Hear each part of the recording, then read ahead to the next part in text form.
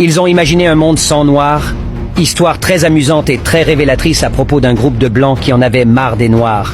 Ceux blancs avaient décidé d'un commun accord de s'évader vers un monde meilleur. Ils étaient donc passés par un tunnel très sombre pour ressortir dans une sorte de zone nébuleuse au cœur d'une Amérique sans noirs, où toute trace de leur passage avait disparu.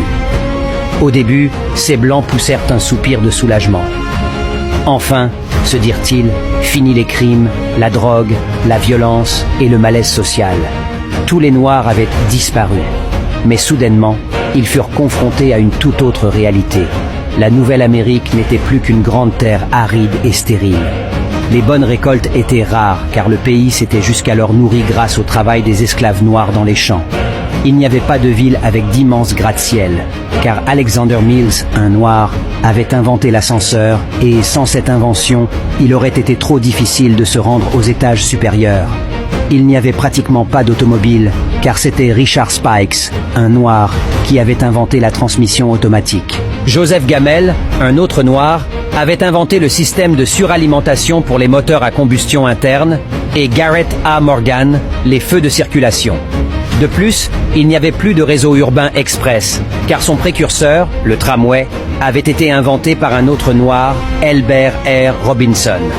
Même s'il y avait des rues où les automobiles et autres rames ferroviaires express pouvaient circuler, elles étaient jonchées de papier et de déchets, car Charles Brooks, un noir, avait inventé la balayeuse motorisée.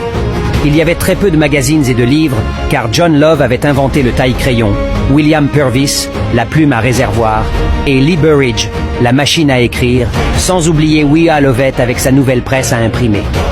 Vous l'avez deviné? Ils étaient tous des Noirs. Même si les Américains avaient pu écrire des lettres, des articles et des livres, ils n'auraient pas pu les livrer par la poste, car William Barry avait inventé le tampon manuel et Philip Downing la boîte aux lettres. Le gazon était jaunâtre et sec, car Joseph Smith avait inventé l'arrosoir mécanique, et John Burr, la tondeuse à gazon.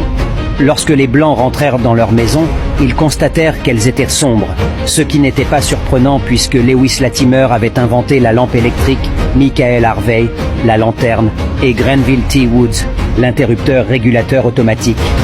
Enfin, leur maison était toute sale car Thomas W. Stewart avait inventé la vadrouille et Lloyd P. Ray, le porte-poussière. Leurs enfants les accueillirent à la porte, pieds nus, débraillés et les cheveux en broussailles. À quoi fallait-il s'attendre? Jeanne E. Matzelinger avait inventé la machine à forme de chaussure, Walter Sammons, le peigne, Sarah Boone, la planche à repasser, et George T. Samon, la sécheuse à linge. Les Blancs se résignèrent finalement à prendre une bouchée dans tout ce chambardement, mais pas de chance.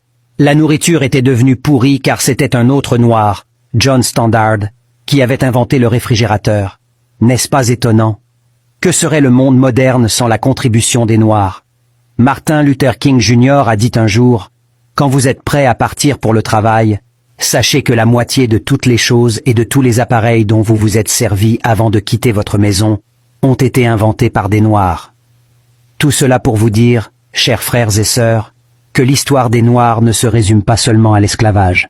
Quand nous pensons à Frederick Douglass, Martin Luther King Jr., Malcolm X, Marcus Garvey et Du Bois. Diffusez ceci à tout le monde afin que tous sachent la vérité. C'est le minimum que nous puissions faire pour leur rendre hommage. Comme disait Bob Marley, « Time will tell ». Le temps le dira. Je ne peux m'empêcher de publier ce texte qui en dit long sur le complexe d'infériorité que certains Noirs nourrissent quand il s'agit de la maîtrise des nouvelles technologies. Noirs et fiers.